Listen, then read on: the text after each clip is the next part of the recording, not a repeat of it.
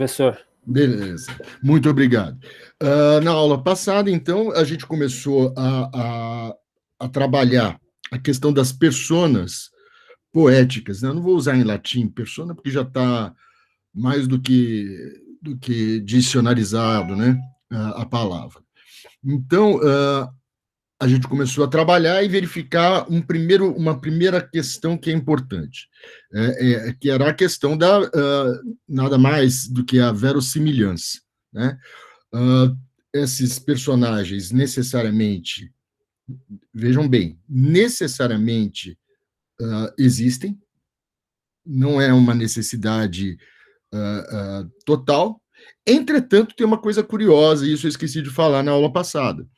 Não será apenas uma vez que aparecerá personagens absolutamente históricos, né? É o caso do próprio Mecenas, o caso do Augusto, o caso de determinadas personagens que, efetivamente, quando há a citação explícita de determinados autores, enfim, então são personagens históricas. E uma coisa a gente tem que ter muito claro: seja a personagem histórica existente, comprovadamente existente, seja a personagem sobre a qual a gente não tem a menor condição de saber quem seja, em nenhum desses dois casos, nesse gênero, que é um gênero poético, ele corresponde a uma verdade histórica.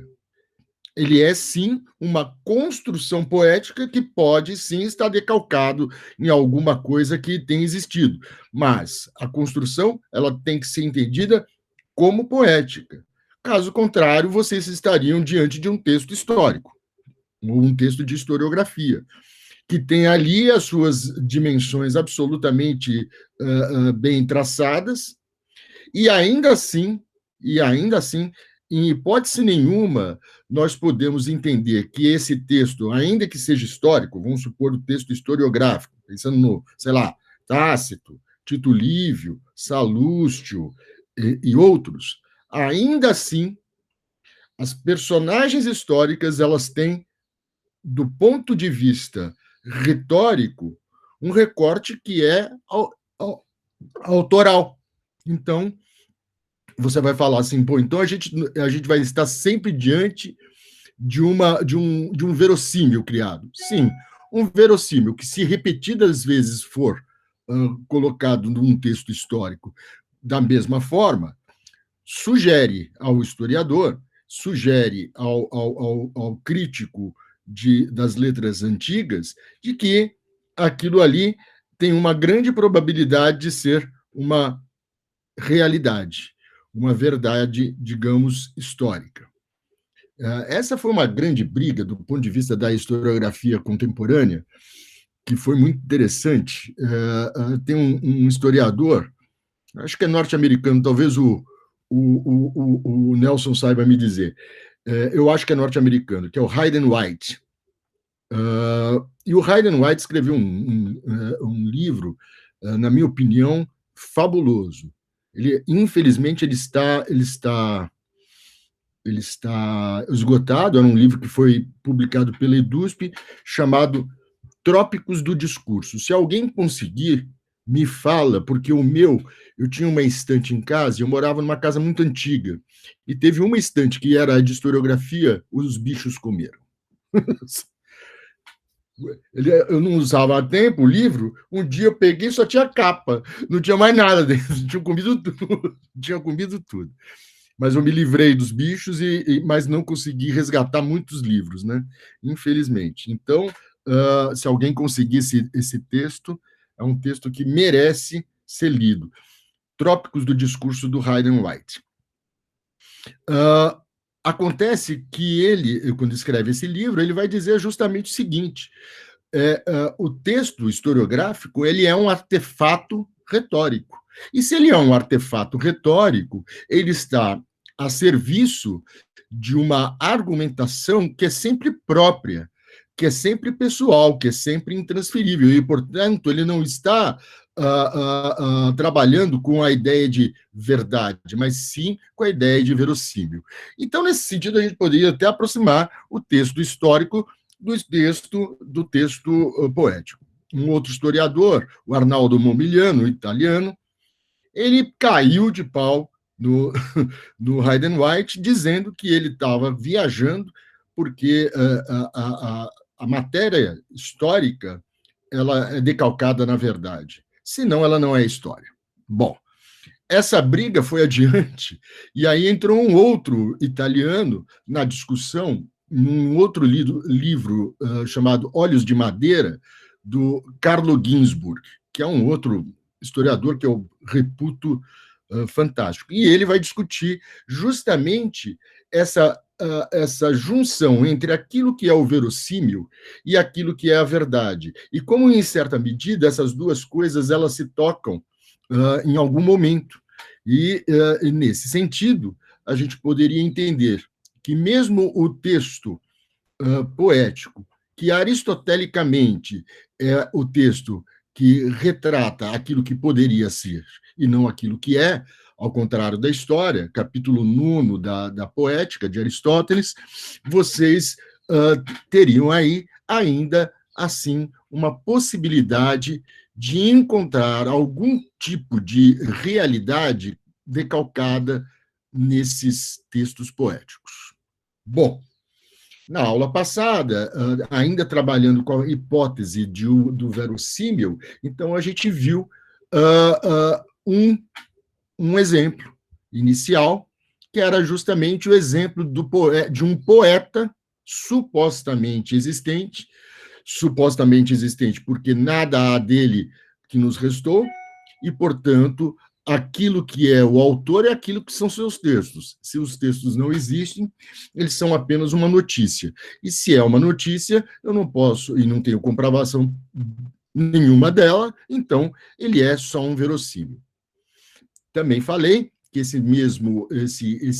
essa ideia, essa persona pôntico que foi tratada, a alguém que considera modernamente ele sendo a figura de Ovídio, né?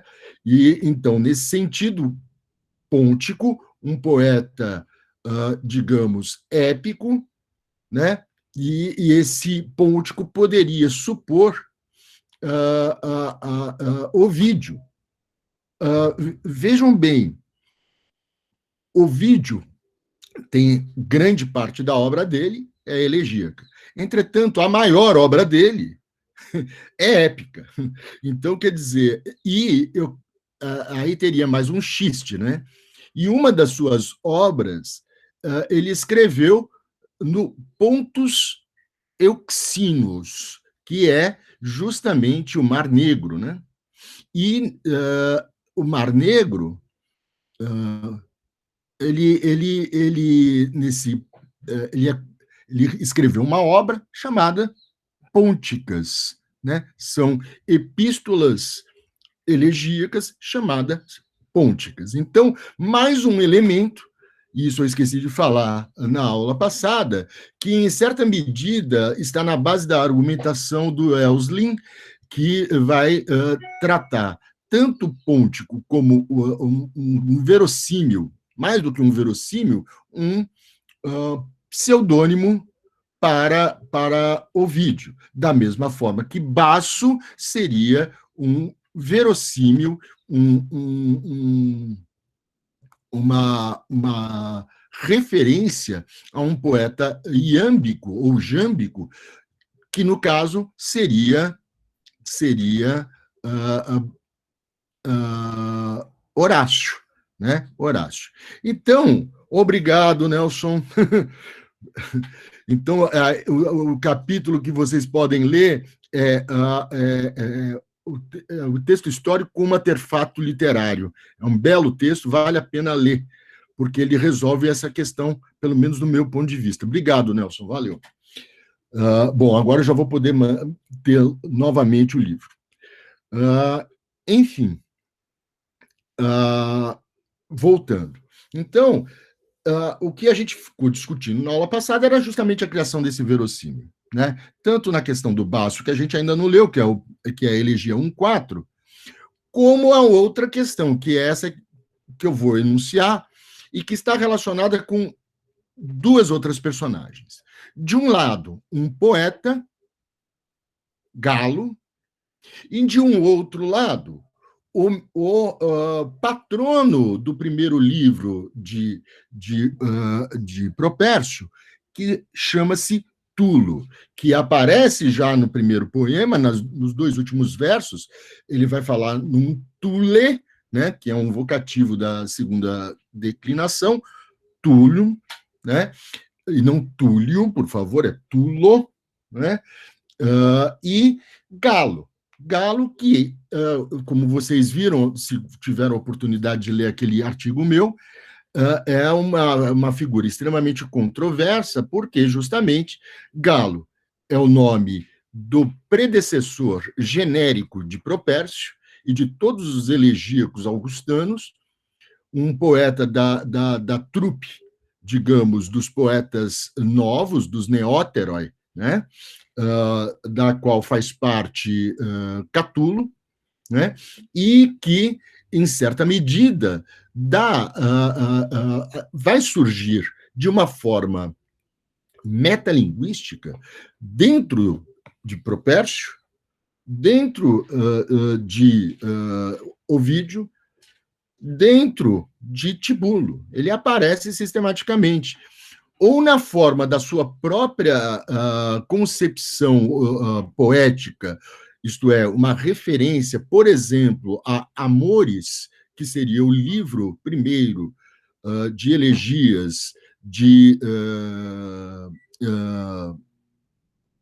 Cornélio Galo, ou a partir das referências que se fazem a poesia dele em nome da sua amada, que seria Licóride, né, que vai também aparecer sistematicamente, assim como aparece Cíntia.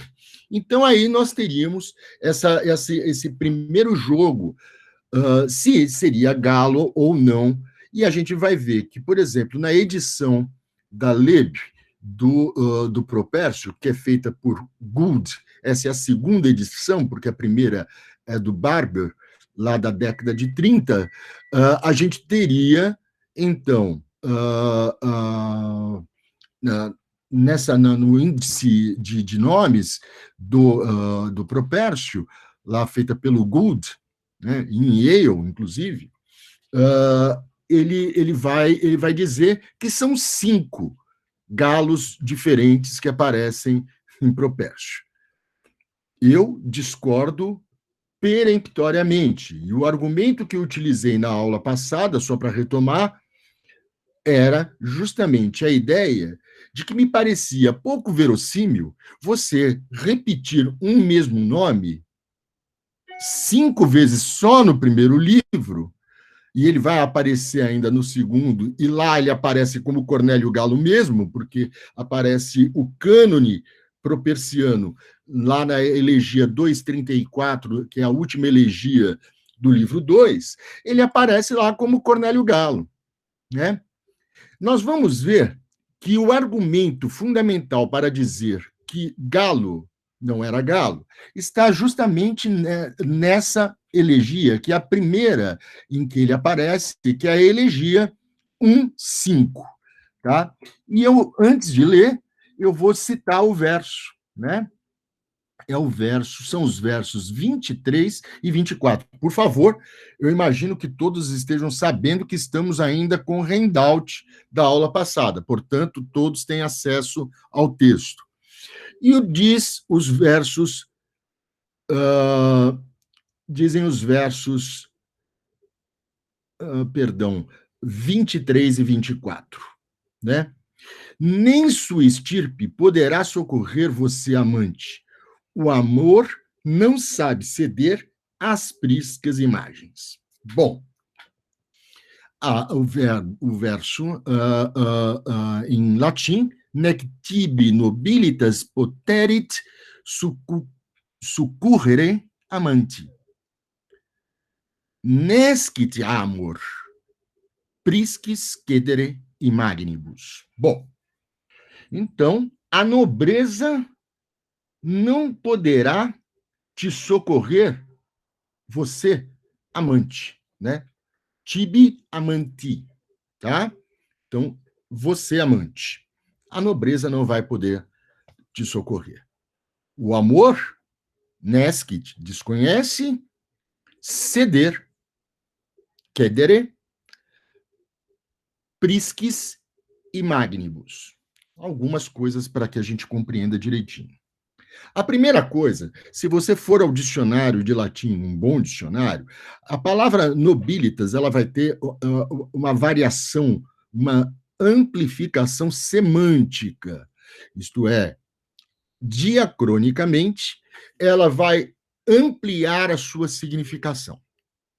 A primeira significação de nobilitas era simplesmente um determinado extrato da sociedade que mantinha relação com as origens da cidade de Roma. Portanto, eram famílias de 7 séculos, tá certo? Não eram de 4, como os quatrocentão, né, em São Paulo, mas sim de 7 séculos.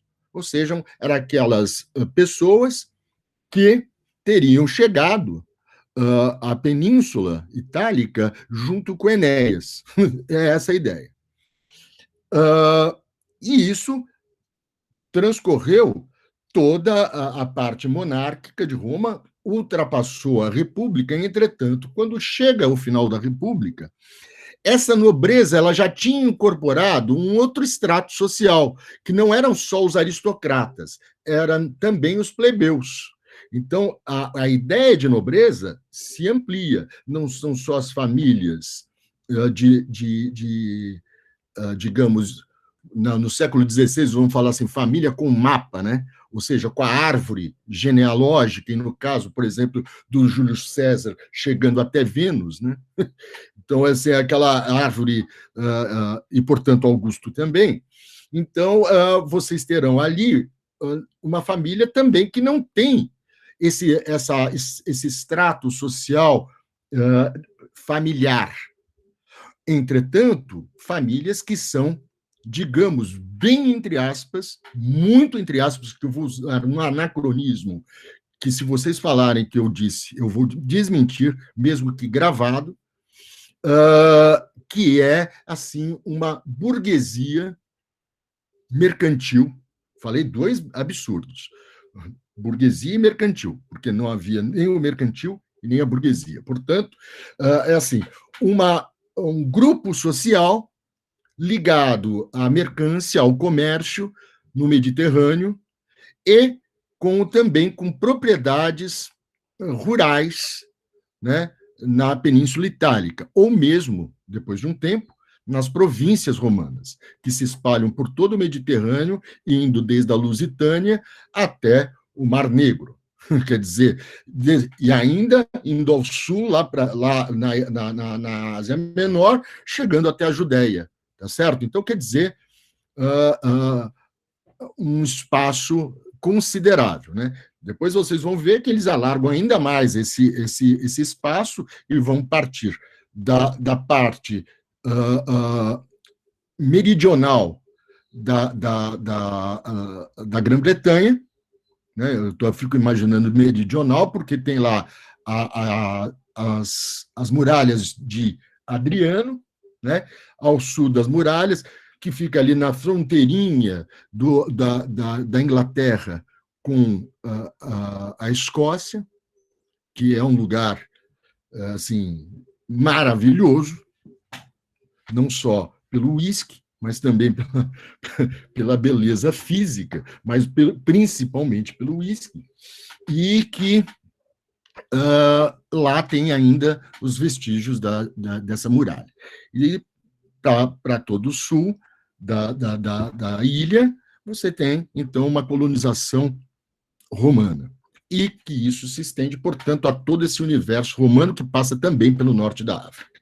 E essas províncias, elas têm, todas elas, um importante papel do ponto de vista do comércio, né? Do comércio. Então, a expansão do império, ele se deve também mas talvez seja até principalmente a conquista, não só por uma questão política. Quer dizer, a política, nesse caso, ela é, na minha opinião, ela é de menor ordem.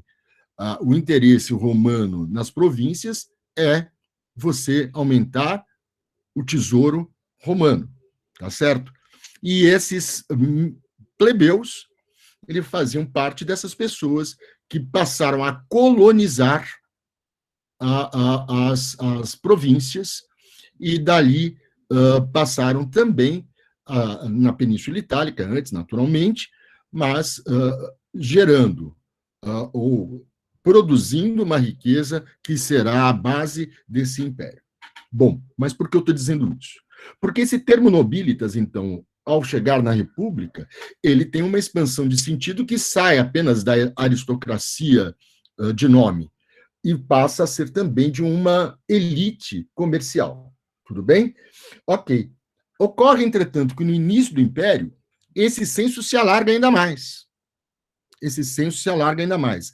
E incluem nessa ideia de nobreza, dessa nobilitas, também os equestres, ou seja, pessoas que servem militarmente a Roma e que têm as suas patentes garantidas, assim, então, um soldo que que não é pequeno, tá? E, portanto, começam a fazer parte de um estamento social mais amplo, mais endinheirado, que é justamente esses três grupos formando essa nobreza. As pessoas que vão falar que o Galo que aparece aí não é Cornélio Galo, é justamente por falar que ele não era nem aristocrata e nem plebeu.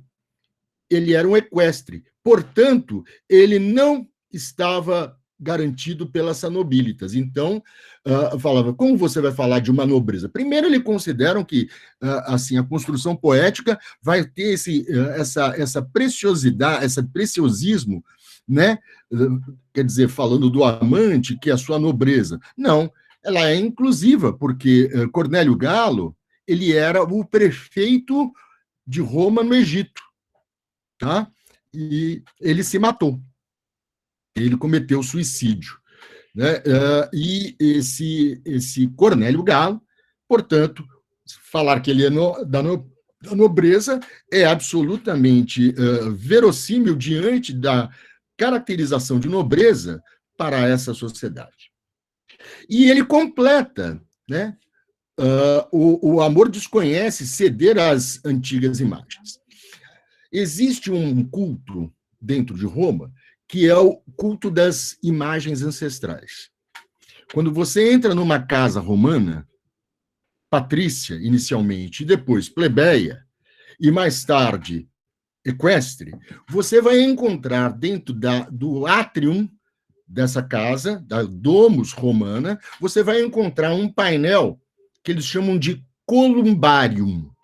Columbário são arcos, pequenos arcos, que parecem um lugar para as pombas, né? Mas não eram para as pombas, eram para que os romanos colocassem as imagens ancestrais. Então, eles colocavam na parede da casa uma série de bustos, que eram bustos, na verdade, decalcados em pessoas que morreram. Então, era feita a máscara de cera, dessa máscara de cera, eles retiravam e faziam a escultura, o rosto do defunto. E colocavam os defuntos todos na parede, e a cada morte de um patrício, isso aparece lá em Políbio, livro 6, no livro 6 de Políbio, depois nas histórias de Políbio, ele vai contar exatamente como que era essa pompa funerária, né, dos romanos. E então eles pegavam e saíam, a família inteira dos romanos saíam em procissão até o fórum, carregando as suas imagens ancestrais, e a imagem daquele morto, que vai ser cremado, ela é levada na frente dessa procissão, dessa pompa, pela mão do parente que mais se assemelhasse a ele. É coisa de doido, porque é como se o morto adquirisse vida no momento da sua própria morte. Mas a garantia, essa ideia de que a imagem do morto vai ser levada a público não é de graça. Lá será feito o discurso fúnebre. E no discurso fúnebre, um discurso epidítico, portanto, laudatório, irão falar das qualidades, não só do morto, mas de toda a família. Então, a família se vê absolutamente representada por isso. E é isso que ele está querendo dizer nesses dois versos, né? Que o amor não está nem aí se você é rico ou pobre, ele vai te pegar de qualquer jeito. Professor, Pois não? só não entendi direito. Quando se fazia essa procissão, Ah. a pessoa mais semelhante ao defunto, ela usava a máscara, é isso? Não. Ela ia carregando já a estátua já pronta. Ah, tá, entendi. Tá? Então, como ele era muito parecido com o morto, era como se o morto estivesse andando, tá certo? Uma coisa assim. Mas era o cara segurando só o busto, a cabeça mesmo, a cabeça, literalmente a cabeça. Né? Se vocês forem, muitos museus ainda têm essas máscaras de cera. Eu me lembro de um, especialmente, que é no Museu Arqueológico de Nápoles, que é um museu estonteante, né? Porque ele guarda ali todo o tesouro de duas cidades que foram destruídas pelo Vesúvio, né? Herculano e Pompeia, e ali você tem um material arqueológico e artístico chocante. Bom, enfim, então Galo, a partir dessa ideia, não poderia ser, mas na minha opinião, e aí eu tenho lá os meus argumentos que eu coloquei naquele artigo. Para quem quiser saber mais sobre as imagens, eu tenho um capítulo de um livro chamado Os Romanos, as Imagens, o Direito e a Morte, alguma coisa assim. Mas essas 4 palavras estão no título. Então, os romanos, o direito, as imagens e a morte, alguma coisa assim. Vocês sabem que eu não tenho memória, então, mas eu juro que eu escrevi. Tá? Isso saiu num livro da Universidade Federal de Ouro Preto. Né? As Formas do Império Romano, chama. Tá? O livro. E lá tem um capítulo que eu vou tratar justamente disso. Tá? Dessa ideia, pelo menos. Pois bem, então vamos começar a ler esse poema. E eu quero dizer que Galo, então, ele vai ser colocado aqui numa situação dupla.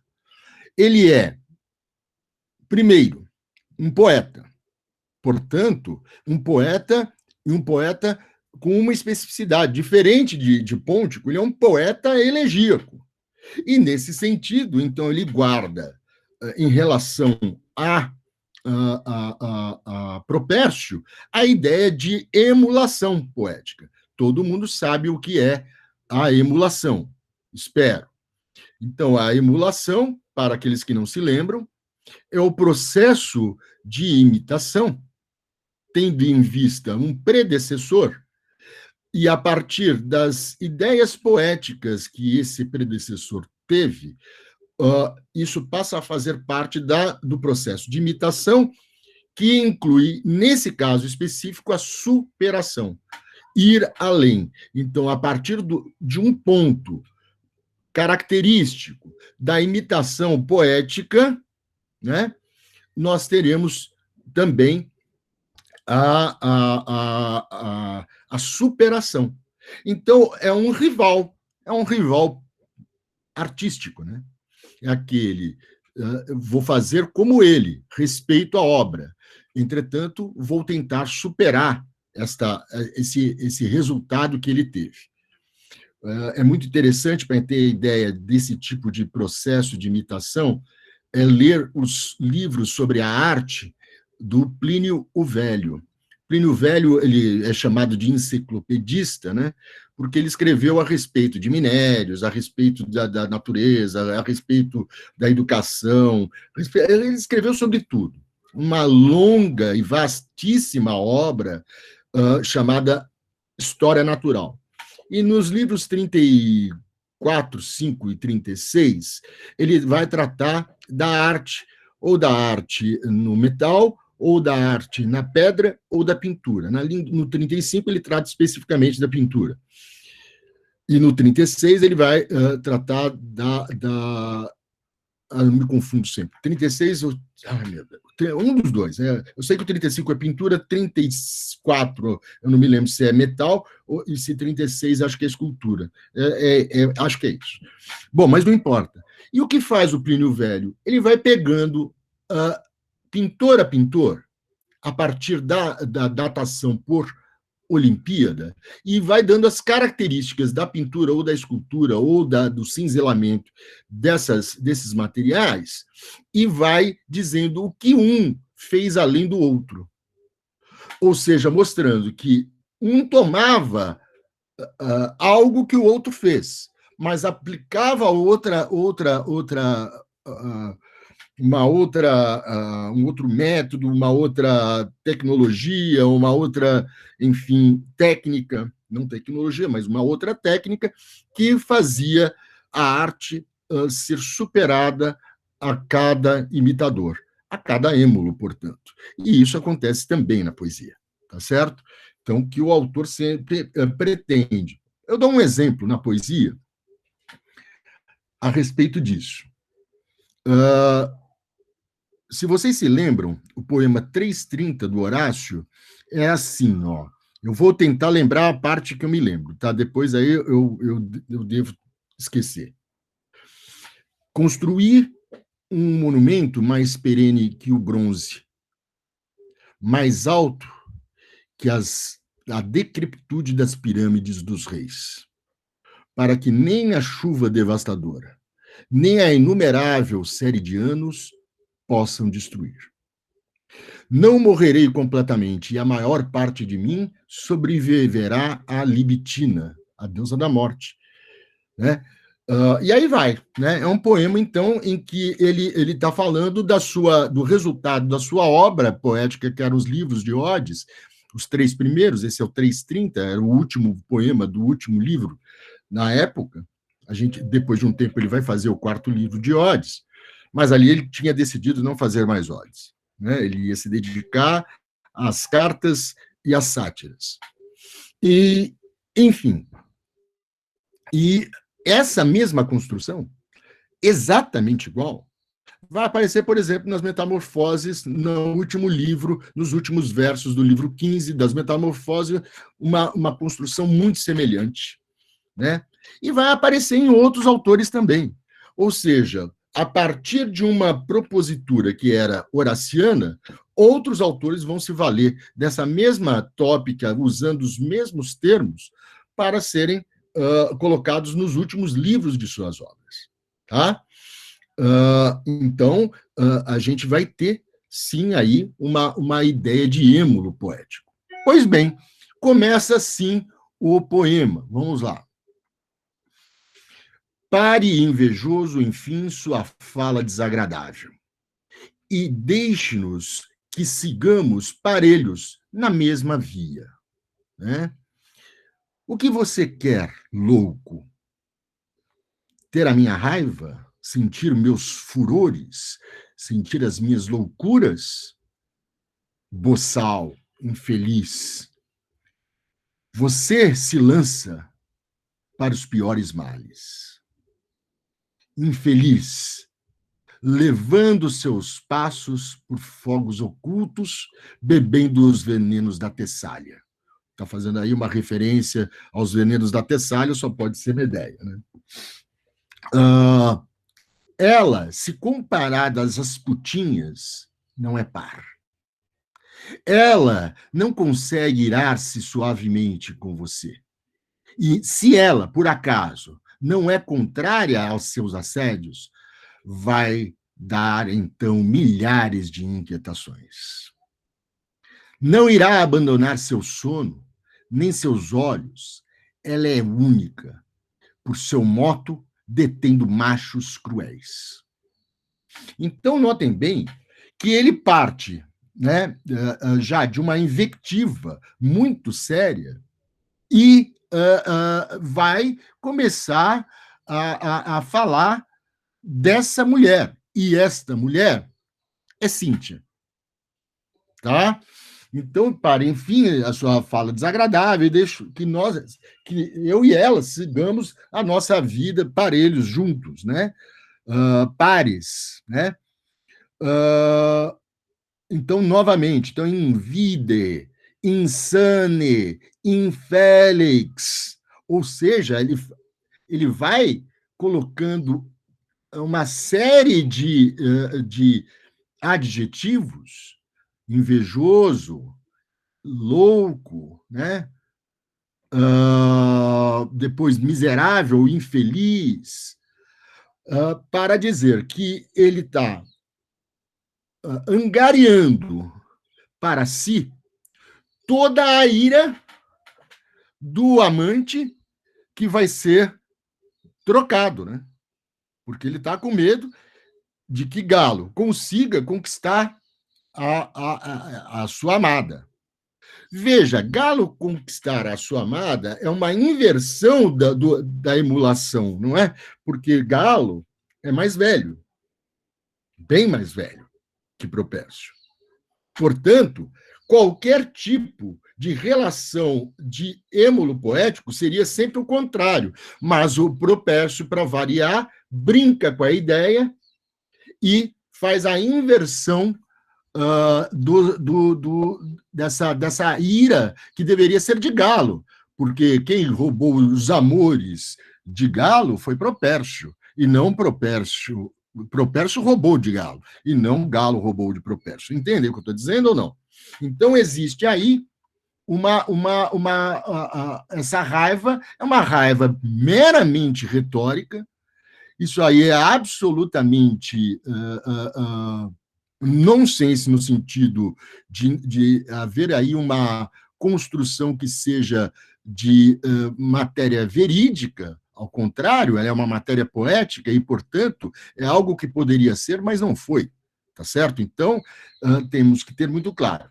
A segunda questão que aparece nesses primeiros versos é justamente a troca, ou aquilo que a gente vai chamar de poiquilia, né, que é uma mistura genérica.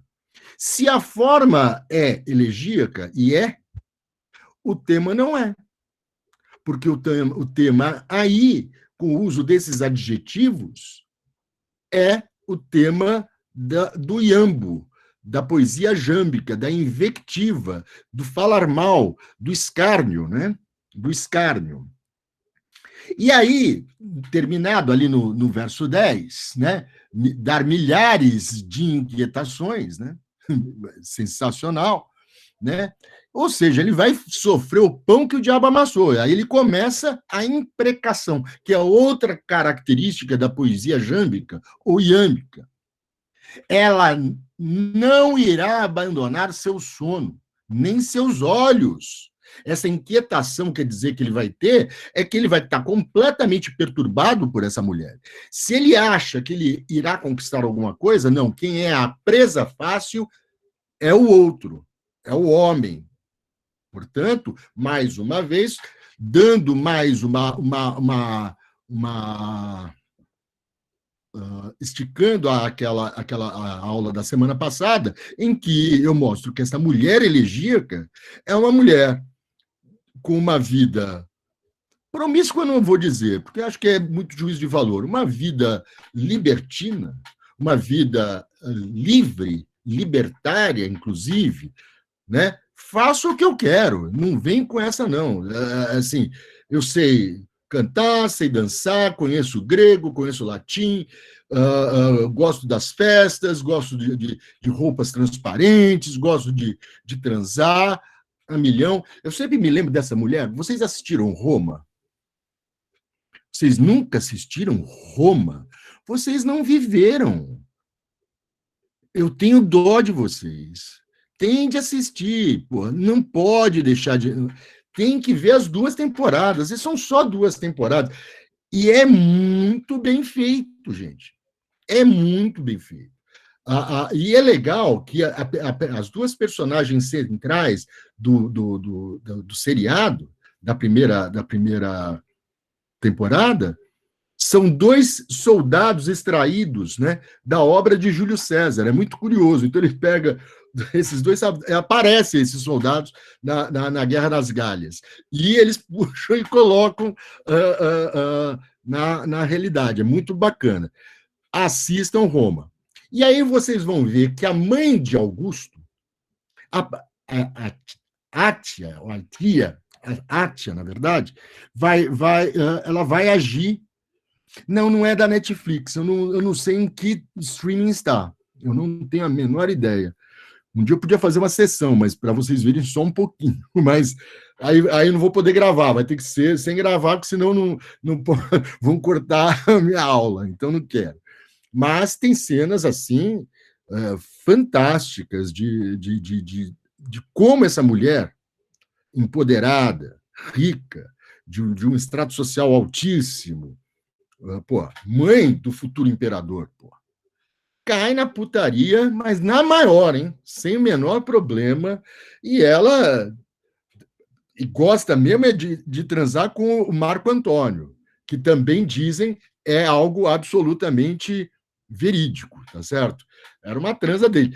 E também vai aparecer Cleópatra, então, que é também um outro tipo de mulher, ainda que egípcia, mas da mesma turma, tá certo? Igualzinha.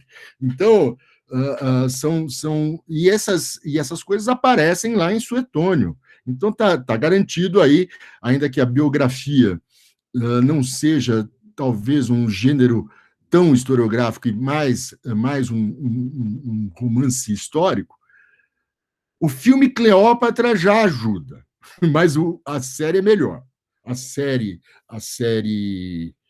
Roma, primeira e segunda temporada. A primeira temporada é em cima de Júlio César e a segunda é em cima de Augusto. Esplêndido, esplêndido. Mas vamos voltar. Então ele começa a imprecar, né? Essa mulher vai te fazer de gato e sapato.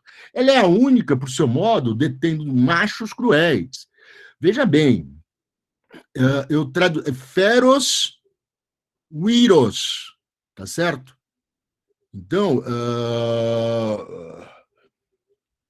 a gente tem que entender que esse feros viros, assim, na verdade, é quase machos, não é tão cruel. Essa minha tradução não está boa, mas seria assim, algo mais para machos, digamos, selvagens, assim, como se isso pudesse acontecer na antiguidade. Não dá para ser selvagem na antiguidade, tá? Por favor, então não podia traduzir por selvagem. Mas a ideia desse cruel é aquele que perde completamente a compostura e ganha contornos de um bárbaro, digamos assim, de alguém absolutamente fora do padrão cultural de Roma. Continuo. Quando palavras soberbas irão escapar entre seus soluços. E aí, ou seja, já temos um primeiro sintoma, né? As palavras irão escapar, irão fugir, né? Essas palavras soberbas de vitória, eu sou o machão, eu sou o bacana, isso aí vai tudo para o saco. Quer dizer, você pode falar à vontade que você vai conquistar a minha amada, mas, na verdade, quem vai ser conquistado é você. E aí vem os sintomas do amor. E um trêmulo horror virá em meio ao choro. Olha que sensacional essa imagem. Então, et tremulus maestis orietus fletibus horror. Né? Horror. Maravilha. E lá em cima um tremor e embaixo um temor. Bacana esse jogo, né? Notem a posição das palavras trêmulos e timor, né? Trêmulo, temor. Eu tentei manter, né? Irá compor o seu senho informe. Então, a fisionomia dele já está decomposta, né? tá? Informem. Lembrando que a palavra forma, em latim, significa beleza. E o informa é a feiura, né? Então, o informe é o deforme, né? Ele está com o senho deformado de tanto chorar as crueldades que a amada está fazendo com ele. E lastimando o seu verbo desejado vai faltar. Então, olha lá, o seu verbo vai faltar, você que é poeta, você não vai conseguir compor. Isso o cara está imprecando mesmo, né? Então, será obrigado a conhecer o grave jugo da minha menina, né? Da minha menina.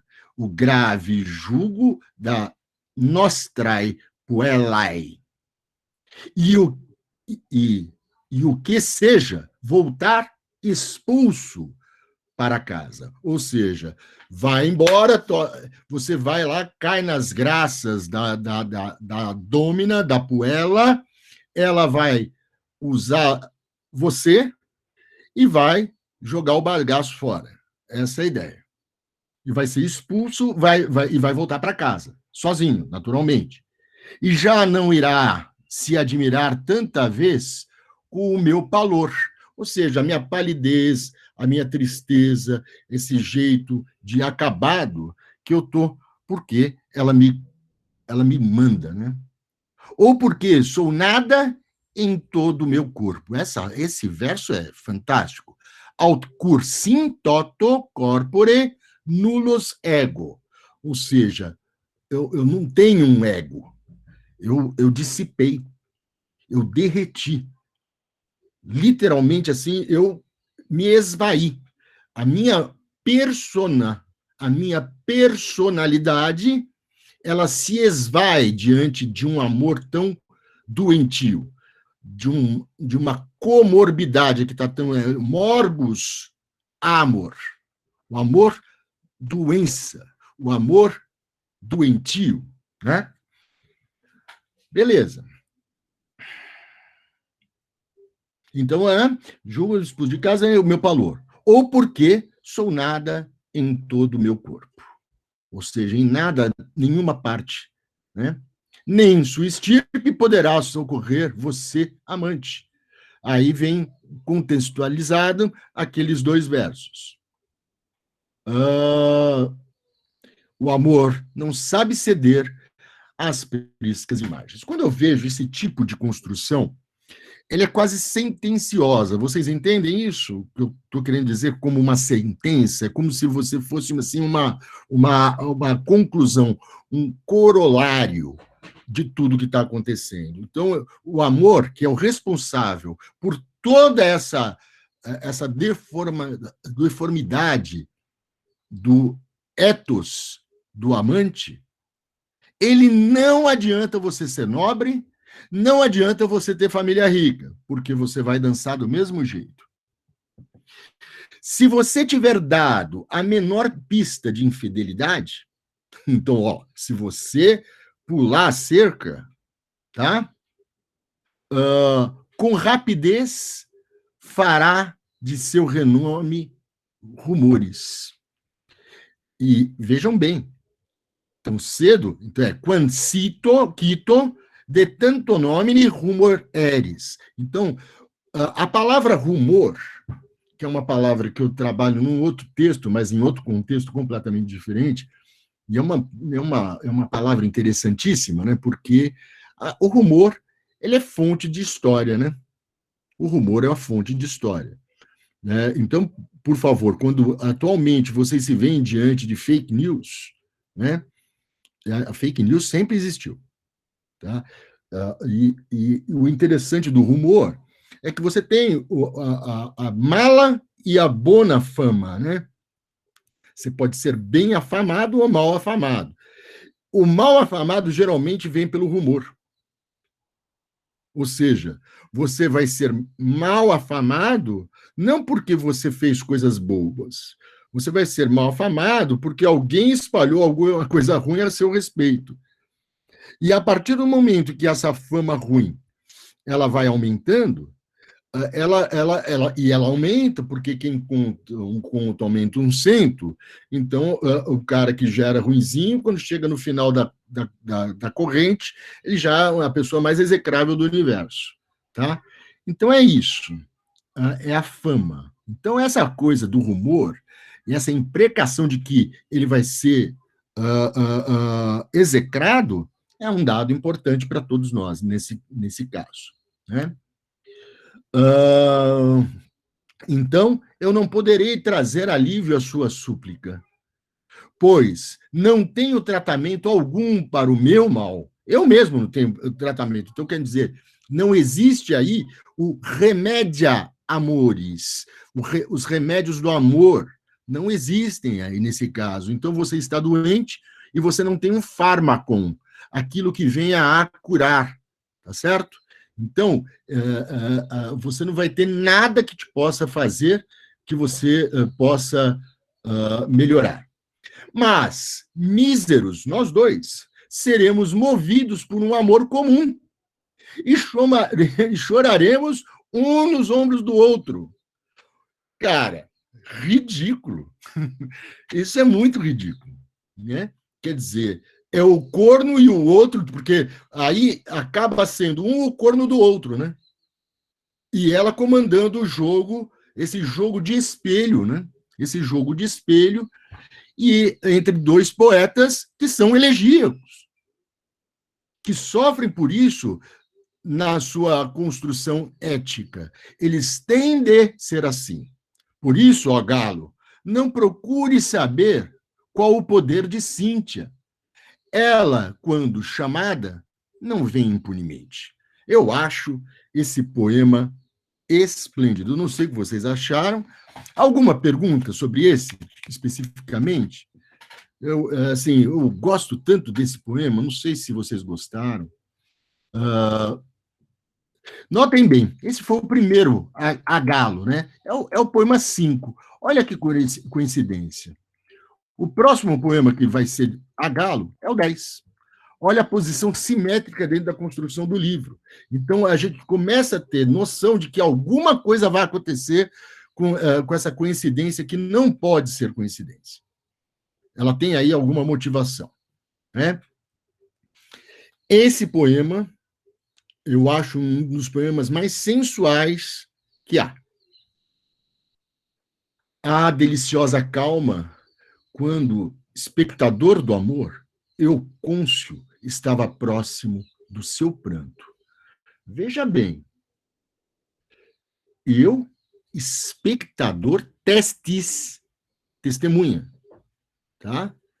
Do amor, testemunha do amor. Eu, cônscio, a palavra é conscius mesmo, estava próximo, a fueran, em lágrimas vestres, de seu pranto, de suas lágrimas. Então, vejam só, esse A, para nós, para eles, é o. Delicioso prazer me lembrar daquela noite. Quanta vez hei de clamá-la em meus desejos. Então, veja só, lembrar das volúptas, tá certo? Ali em latim, voluptas, né? Dos desejos, né? Dessa volúpia. Naquela noite, quando vi você, Galo, morrendo abraçado à menina. Ou seja, é uma cena de voyeurismo. Ele ficou olhando os dois transando a noite inteira. Tá certo? Abraçado à menina, conversando por muito tempo sem pressa. Por mais que o sono pesasse em meus olhos hesitantes e a luz enrubescesse no meio céu com seu carro, eu não pude, porém, resistir a seu jogo. Se quedere lusso, o estro.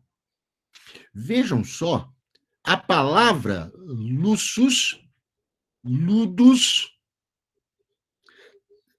são palavras importantes dentro da elegia. Por quê? Porque ela corresponde ao intercurso amoroso, à transa.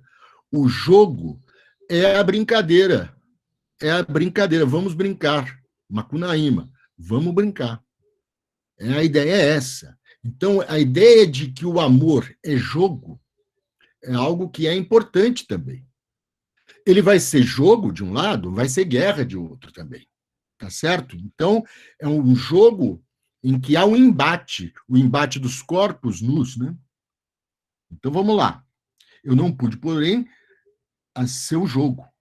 Tanto era o ardor das vozes alternadamente misturadas. Olha que maluquice, alternadamente misturadas. Interessante. Ou seja, em meio à transa mesmo, né? Mas como você não temeu confiar em mim, aceite a recompensa do prazer confiado. Ou seja, você permitiu que eu assistisse, então agora você aceita de mim a recompensa desse amor confiado. Não só aprendi a ocultar suas dores, como amigo, em mim há algo maior que a confiança. Posso unir novamente amantes separados. Posso abrir portas tardias de uma mulher. Vejam bem, então agora ele vira aí um rufião. Vocês estão entendendo o que eu estou falando? Ele está agenciando agora. Então, passado o tempo, que é justamente ele imprecar de raiva, ele viu que não ia ter jogo, a melhor jogo era assumir que ela era dos dois. Por que ela era dos dois? Porque esta ela que aparece aí, esta Cíntia que aparece aí, é o gênero poético que está sendo trabalhado. Então, como os dois comungam do mesmo gênero, a mulher é a mesma. Não sei se vocês entendem o que eu estou dizendo. Por favor, vejam a construção. Então, ele pode ter ficado com raiva do outro fazer poema melhor do que ele. Tudo bem. Mas aí, para que brigar? Façamos, então, nós dois juntos a poesia e comunguemos esta mulher, esta poesia, de duas formas diferentes. Entretanto, em cima do mesmo gênero poético, a elegia. Então, as nossas elegias são próprias. Né? Onde eu estou? Mistura confiado a mim, a confiança, posso unir amantes separados e posso abrir portas tardias, fores, que aparece ali. Ó. Então, ó, possum aperire forestardas dominae. Então, agora, notem bem,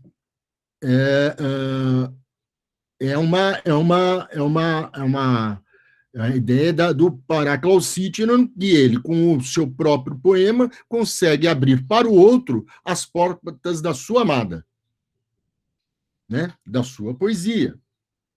Olha lá o que ele diz agora. Não é fraco o remédio da minha poesia. Eu acho esse verso esplêndido, né? Nec levis in verbis est medicina meis. Não é fraco, não é suave, é porreta, funciona. E ele continua. Cíntia sempre me ensinou o que deve ser pedido e o que deve se evitar. Deve se evitar. O que se deve evitar, perdão. O amor não fez pouco. O amor não fez pouco. Cuidado. Não queira brigar com a menina triste. Não queira bravatear ou se calar sempre. Se alguma coisa ela pediu, não negue com face de desprezo ou desprezando simplesmente. Nem morram no vazio palavras amorosas dela. Ela fica irritada quando se sente menosprezada. Se magoada, ela investe justas ameaças. Mas, quanto mais você for humilde e submisso ao amor, tanto mais irá gozar de um final feliz. Fruare, né? Fruare, maravilha. Fruir, né?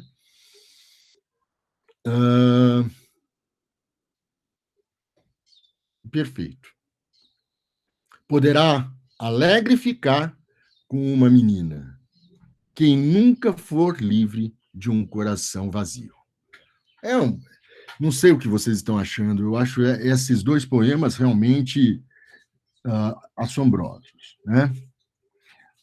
Agora, eu vou deixar que vocês leiam depois o 13, vocês sozinhos, né? E notem bem, vou agora tratar do Tulo, que tem uma outra complexidade envolvida com ele. Então, eu volto lá à página 4, tá? Se de um lado a gente agora, com esses dois poemas do Galo, consegue ver, para mim, mais do que claramente, que ele faz uma referência a um poeta elegíaco, me parece óbvio também que não se trata apenas de uma mulher, mas se trata de poesia. Portanto, é um jogo metapoético, tá? Metapoético. O primeiro poema dedicado a Tulo não é o 6, é o 1. Se vocês forem ver lá no 1, que está na página 1, né, e 2, na página 1 só, tá? Vocês vão ver. Ou eu estou ficando maluco? No verso 9, do poema 1.1, Milanião Tulo não correu da dor, venceu a crueldade da rude Atalanta. Esse poema já foi lido. Então, eu quero dizer que esse Tulo ele aparece num ponto fundamental do livro, que é o primeiro poema. Ele é o primeiro interlocutor. E, portanto, há que se defender que ele seja o patrono desse livro. Porque, geralmente, os poetas oferecem o primeiro poema do primeiro livro ao patrono, ou o primeiro poema do livro ao patrono. Agora, se vocês forem à página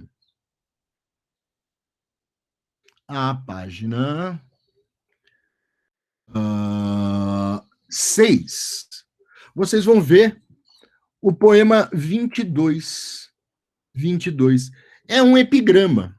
É o último poema do livro. É um pequeno poema, uma pequena elegia. Isso é importantíssimo. Na verdade, isso tem um nome entre os poetas gregos e latinos. Isso é uma esfraguis, é um selo, com S mudo, esfra, F, melhor, PH, R, G, I, S.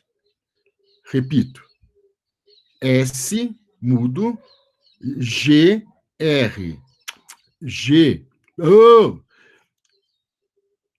S, PH, G, R, I, S. Isso, agora foi. Esfraguis, com aceito. Isso, obrigado, Vanessa.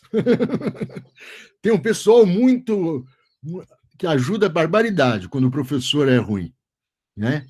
Então é isso. Quais penates? Quem sou e de onde é minha família, Tulo? Você me pergunta por nossa amizade. Essa ideia da amicítia está associada à ideia daquele que irá, em certa medida, dar condições econômico-financeiras para que ele possa produzir poesia, né? Se conhece os sepulcros da pátria na Perúgia, sepulcros da Itália em tempos duros, ele está falando das guerras civis do segundo triunvirato, né? Assim és, especialmente, Etrusca terra, dor. Tu deixaste restos de um parente insepultos. Tu não cobre os ossos do infeliz com a terra. A vizinha Úmbria, que é limite desses campos, ela fértil, gerou-me em terras fartas. Quando ele dá esse último verso, ela, fértil, a Úmbria, gerou-me em terras fartas. Ele é um poeta da cidade de Assis, né? Na Úmbria, portanto. Ela, fértil, gerou-me em terras fartas. Ele está fazendo também uma referência, na verdade, à própria produção poética. Quando eu falo nos fértiles terras, olha lá que bonitinho, gerou-me em terras férteis com os seus úberes, né? Com os seus seios, né?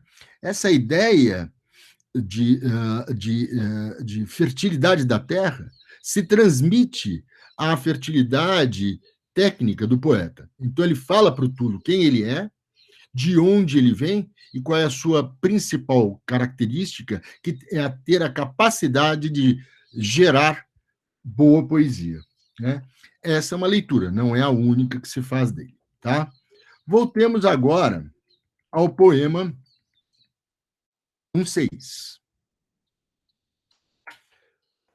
Túlio, então, ele é um general, tá? E ele vai fazer um elogio a esse general. Eu não temo mesmo conhecer o Adriático com você, Túlio, nem navegar pelo Egeu. Você com quem eu poderia subir os Urais e marchar para além da casa de Mêmenon, a Etiópia. Então, vou além da Etiópia. Entretanto, mas vós, verba, súplica,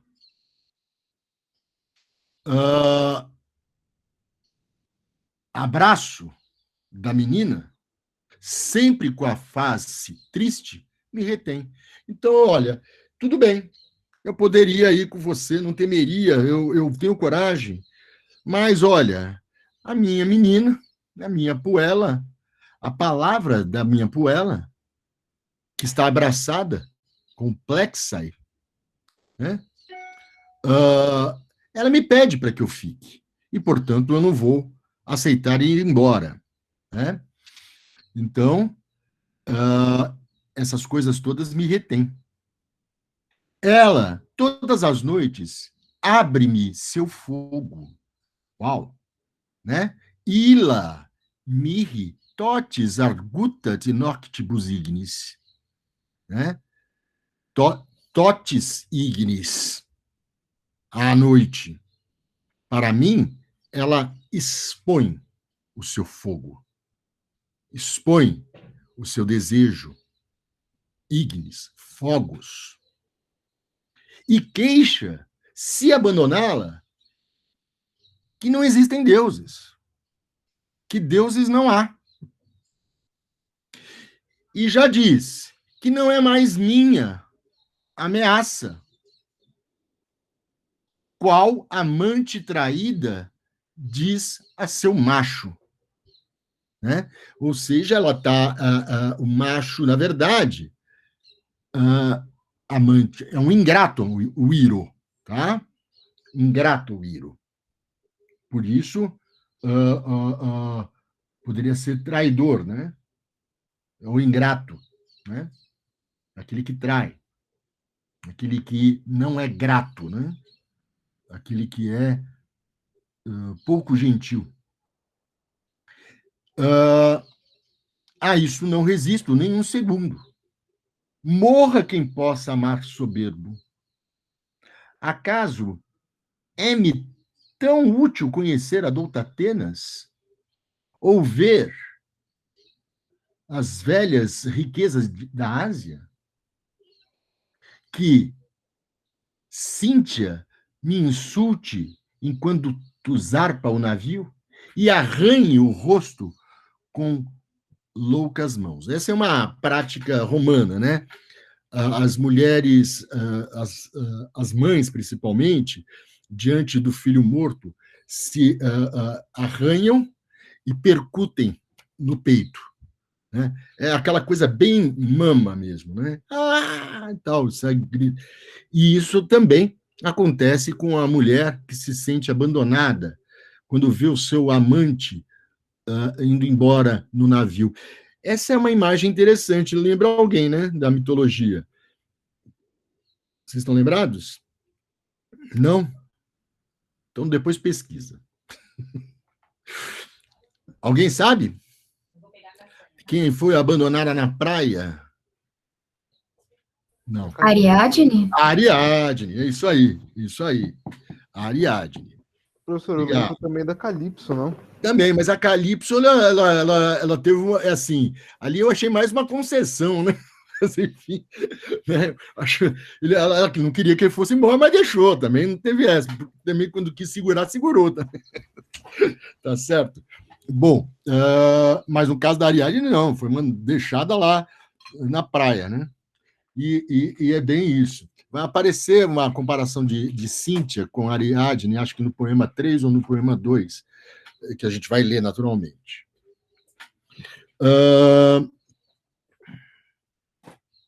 Dizendo ao vento adverso que ele deve meus beijos e que nada é mais cruel que um macho infiel. Né?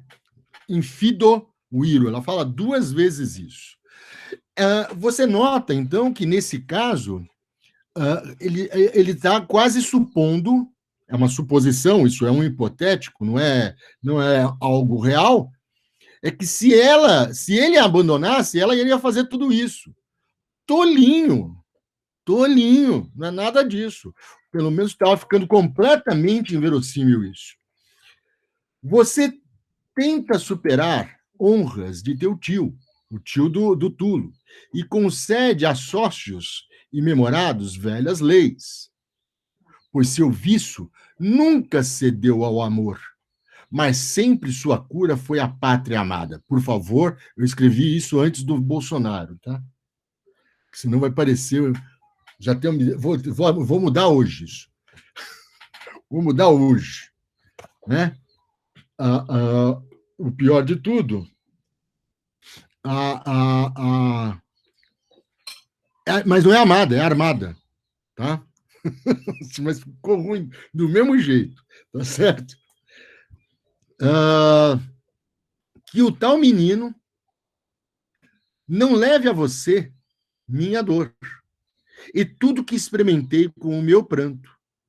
Deixe-me a quem a sorte sempre quis, caído, dedicar toda a vida a essa putaria. Essa putaria é a maneira que eu traduzi a Nequitia, que eu já tinha falado, tá? Então, é assim, foi a palavra que eu achei que melhor funcionava para Nequitia, porque Nequitia, você vê a devassidão, a imoralidade, tudo isso vai ficar uma coisa muito carregada dessa nossa coisa judaico-cristã. Né? E eu queria achar alguma coisa que não tivesse esse tipo de juízo, né? Essa coisa moral, quase que religiosa. Muitos morreram com o prazer num longo amor. Entre eles, que a terra também me cubra. Também me cubra. Não sou dado ao louvor, não nasci afeito às armas. Fados querem que eu suporte esta lida. Quer dizer, ele não é afeito à guerra, mas ele é afeito a outra lida, né, a outro tipo de luta, que é a luta do amor. Quanto a você, seja na Suave Jônia, seja na Lídia, onde o Pactolo banha campos cultos, irá percorrer com os pés terras ou o ponto com o remo, e você será parte do estimado império, né? Do estimado império. Então, se alguma hora você se lembrar de mim, esteja certo de que vivo sobre duro astro, o duro astro de uma guerra amorosa que, para ele abre mão de seguir com Tulo para ficar nessa vida difícil que é a Nequitia. A Nequitia, tá?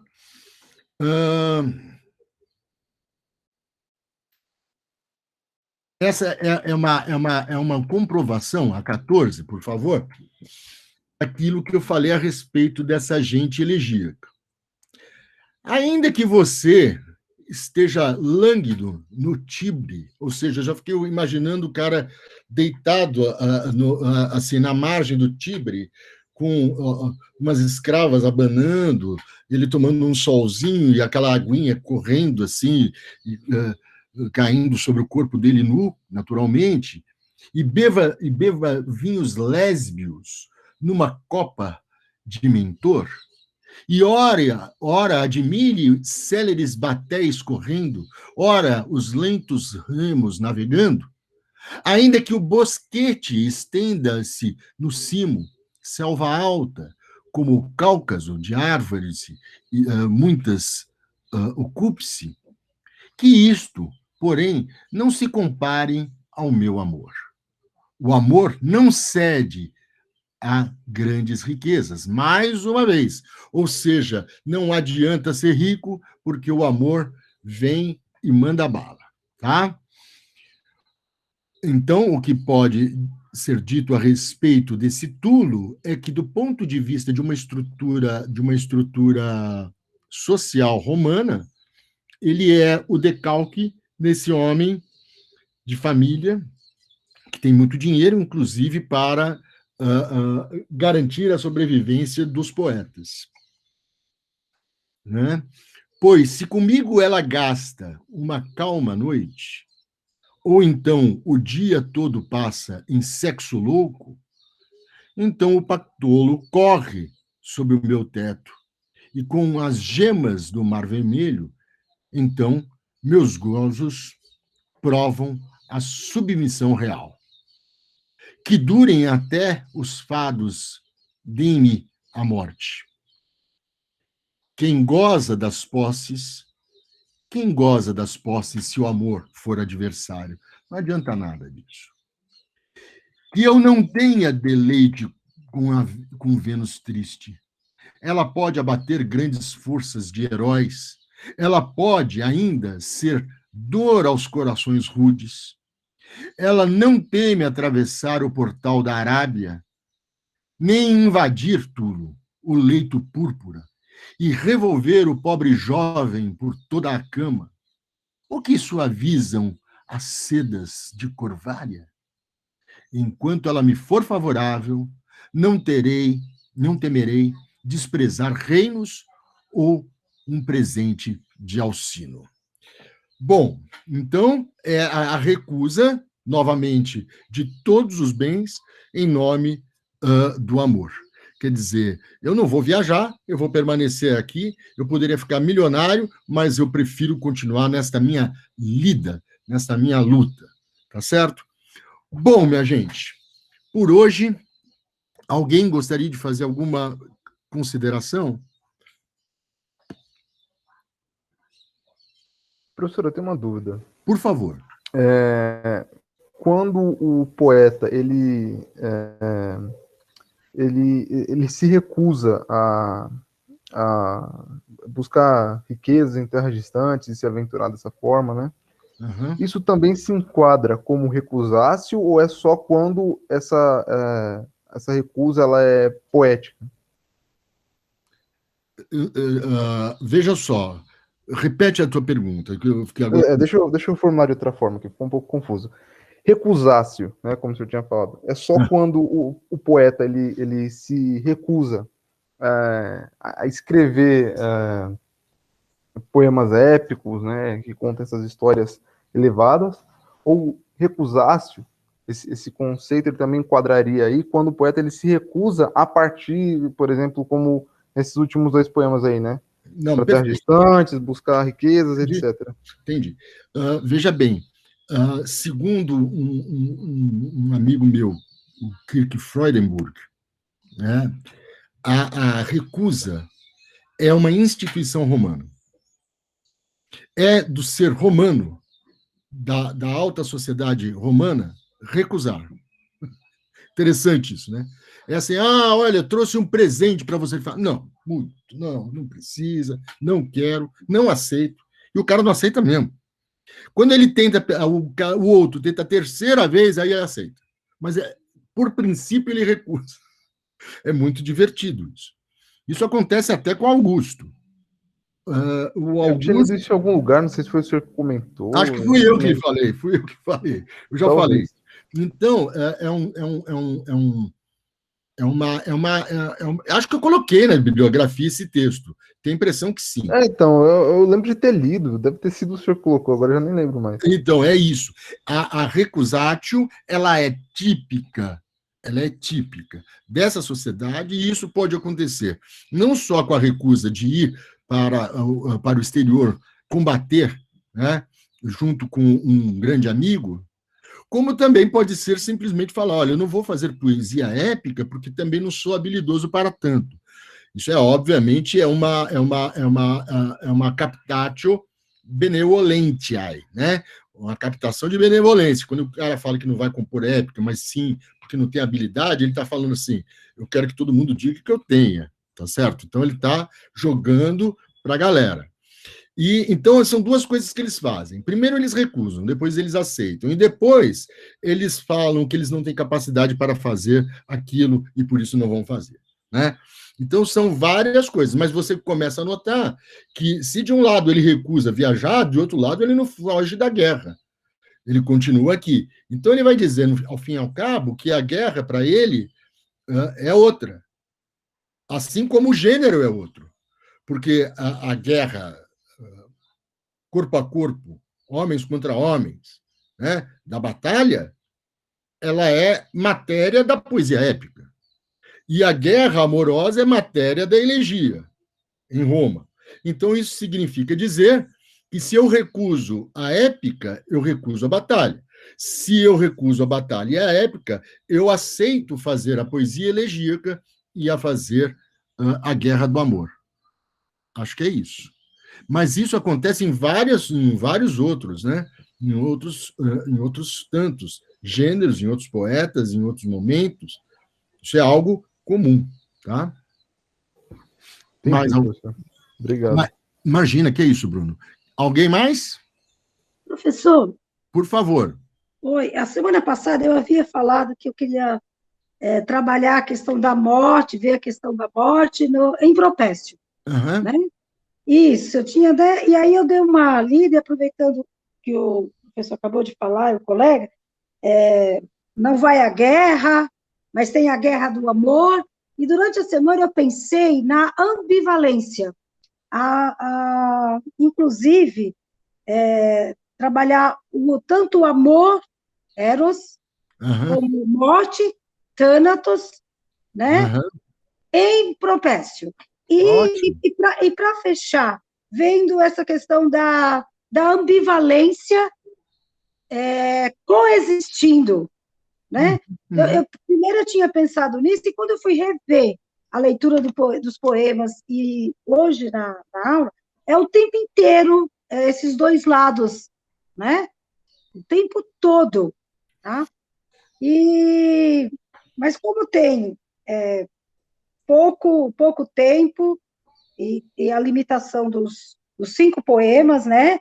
E até em questão de referencial teórico, e dado pouco tempo, eu gostaria de saber do professor o seguinte: Se eu atentasse, no primeiro momento, a definição do Eros, que inclusive eu reparei, quando eu dei essa lida, que ele vai trabalhando uma hora amor com a letra minúscula e hora amor com a letra maiúscula, né? E o tempo todo, tanto o amor quanto a morte, nesse sentido de sossego, de desassossego da alma, né? Dessa guerra. E se era possível fechar nesse ponto, da ambivalência. Eu acho que sim, Meire. Eu acho que dá sim para você fazer esse trabalho. Eu acho que dá todo o pé. Eu acho que eu coloquei acho que 2 livros. Um acho que é para Maria Cristina, outro para você. Não sei se era isso, mais ou menos, se vocês tinham pensado. No Moodle está lá em sugestões de leitura, 2 livros. Tá? Um fala da morte, né? E a outra, qual que era, Cris? Funcionou? Eu não me lembro. O que eu pus lá? Você colocou a tese da Lia, para mim, né? Que era a questão do Eros nos poetas augustanos. Isso. Você colocou um texto sobre amor e Propércio, se eu não me engano, que é em inglês, e colocou o texto da morte, que você tinha comentado com a Meire na aula passada. Tá tudo lá nas sugestões. Então, olha assim, então tudo é assim. Quando vocês forem me procurando, escrevendo para mim, então vejam bem que eu vou colocando naquelas sugestões de leitura mais coisas para vocês poderem desenvolver os trabalhos. Mas eu quero dizer que é essencial, são os companions, me parece que eles dão conta de temas muito próprios e te ajudam com os poemas. Não estou dizendo que todos os textos de companion são bons. Alguns não são, mas são a minoria absoluta. Então, quer dizer, é muito difícil você pegar um que seja muito ruim. Então, mas eles são textos bem bons, em geral. Então, eu acho que eu coloquei o Companion da Blackwell, né, de elegia romana, eu acho que está lá. Eu acho que eu coloquei o Companion do Propércio, eu coloquei o Companion do Ovídio, coloquei outro Companion do Ovídio também, um da Cambridge, outro da Blackwell. Acho que é isso. Tem um da Abril, que é o do Propércio. Enfim, só em Companion aí vocês economizaram alguma coisa em torno de uns $3.000, tá? Comprar Companion é doideira. Só professor maluco faz isso. Para depois descobrir que não precisava ter comprado nada. Eu tenho um. Depois eu vi que tinha em PDF. Eu falei, Não, então. Eu tenho aqui uns 10. Eu já estou arrependido amargamente. Eu estava em 2012 ou 2013, eu estava num congresso da Sociedade de Clássicos da Inglaterra. Fui em Exeter, uma delícia. E aí tem banca das editoras, né? Todas. E tinha acabado de sair o Companion da Gold, que era da elegia romana. Puta, eu paguei uma baba, meu Deus do céu, como eu me arrependi depois. Fiquei sem comer uns 3 dias, só para tentar pagar. Enfim, é isso, minha gente. Imagina, Meri, esteja à vontade. E vocês todos, precisando das coisas, é só avisar, tá bom? Muito obrigado. Eu tenho uma pergunta, mas assim, não é nada demais. É que eu tô no impasse com esse trabalho, porque eu fico em dúvida entre 2 temas. É um problema quando você gosta de tudo, você quer trabalhar tudo. Eu tô em dúvida entre trabalhar o Eros e a Maquia, né? Tipo, o Eros e a guerra. Então, essa ideia, essa relação entre o amor e a guerra. Então, eu pensei em Safo, eu sempre penso na Mélica, acho que é a primeira coisa que eu vou sempre recorrer. Eu pensei na Safo, no fragmento 1, que ela fala que Afrodite é aliada de guerra dela, e aí eu também estou lendo os textos do Propércio, mas eu também pensei, eu acho que eu tinha comentado na aula passada, do Eros e a patologia, né? O Eros visto como os sintomas amorosos. Aí eu também fiquei pensando que dava para usar, o período helenístico dava para usar Apolônio, né? As Argonáuticas, o livro 3, dava para usar Épica Latina, dava para usar a Dido no livro, acho que é 4, né? Se não me engano. E aí eu tô na dúvida, eu não sei se você pode me ajudar nisso ou se eu vou ter que Bater o martelo. Agora você pega só o bom, o que eu posso fazer? Eu tenho culpa. Aí, assim, no caso da Dido, tem um texto da Mariana e meu, que a gente escreveu junto, de uma orientanda minha do mestrado. Naquela época, ela era na iniciação. E a gente foi o trabalho de iniciação. Não, foi o trabalho de épica dela para mim. E a gente publicou na Codex também, que é justamente a elegia a elegia na épica, né? E existe agora o trabalho de doutorado de uma outra orientanda minha, que é professora lá em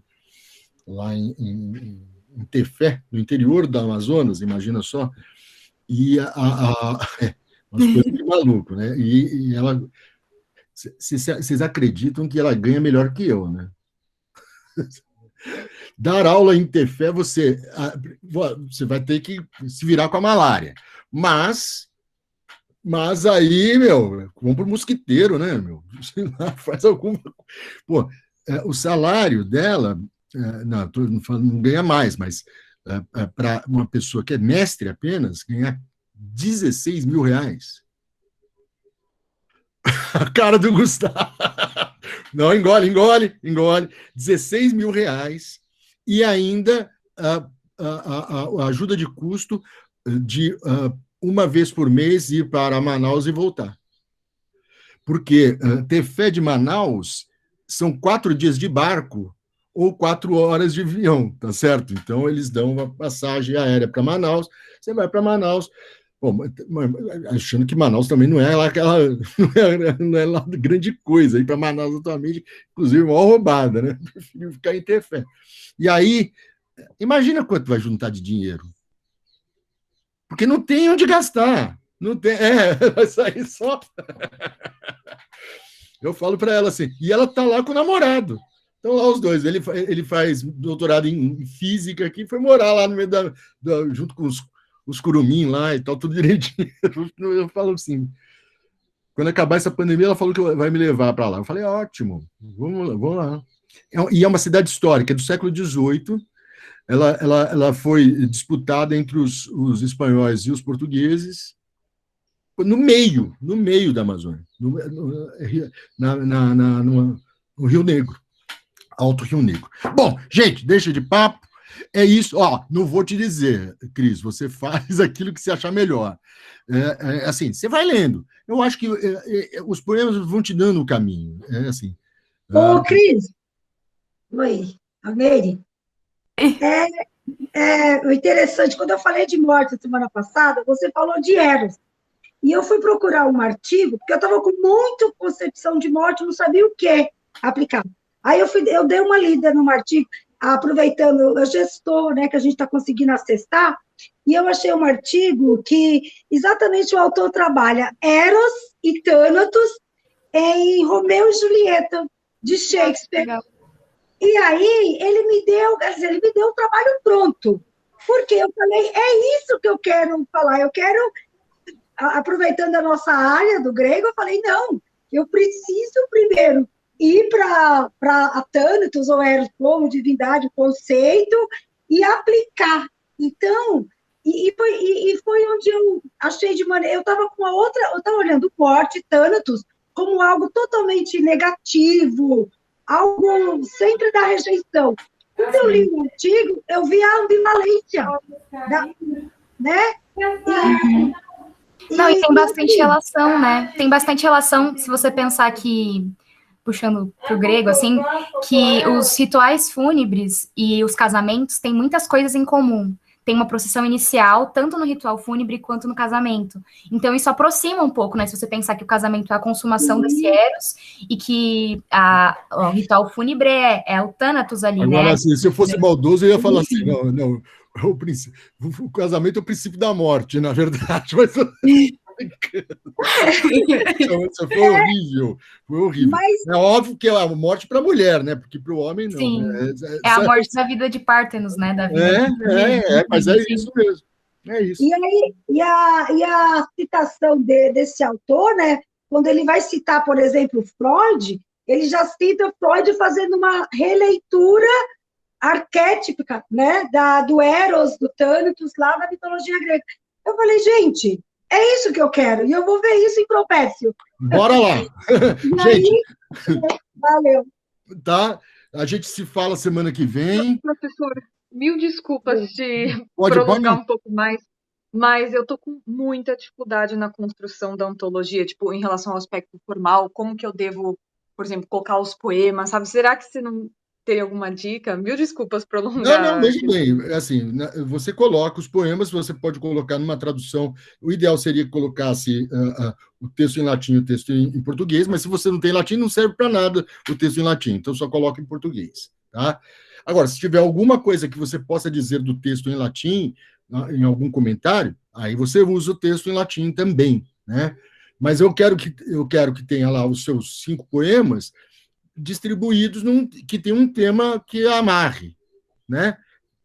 É muito simples, assim, não fiquem preocupados, né? Do ponto de vista formal e nem do ponto de vista de conteúdo, né? É algo que eu escolho fazer dessa forma para que vocês leiam. Quanto mais você for ler, mais coisa você vai encontrar, independentemente do tema que você observe. Isso é fato. Então, se você conseguir ler o livro inteiro do Gontijo, com a tradução do Gontijo, das elegias de Propércio, já é um bem para a sua formação que é tremendo. Segundo lugar, se você consegue ler integralmente, ainda extrair algum elemento que seja repetitivo, ou que seja que tenha algum aspecto de relação, pode ser de causa e efeito, pode ser de condição, pode ser de qualquer tipo, né? Se você tem uma personagem que você acha mais interessante, se você tem um mito que você acha mais interessante, tem várias coisas que vocês podem fazer, né? Eu peço só para as Graeculoi, entrem mais também no latim, tá? Porque às vezes tem pegadinha. Tá? Então não adianta ficar só lá, porque lá também é importantíssimo, falo eu como formado em grego, então quer dizer, eu estou tranquilo. Mas é bom vocês fazerem as relações também, que são características dessa poesia no mundo romano, que também é importante. Isso tem nos comentários, tá? É isso, minha gente. Em relação ao tema, tá dando tudo certo mesmo. Era só em relação ao aspecto formal, que a primeira não se preocupe com isso. Imagina que é isso. Muito obrigada. É isso aí, minha gente. Vamos almoçar? Vamos. Estou morrendo de fome. Gustavo, eu vi o teu comentário. Fala. Estava com dificuldade aqui para abrir o som. Posso fazer uma pergunta? Não é relacionada à aula, então estava esperando as pessoas começarem a sair, era uma coisa... Tá bom. Então, gente, pode ir embora que ele quer conversar comigo.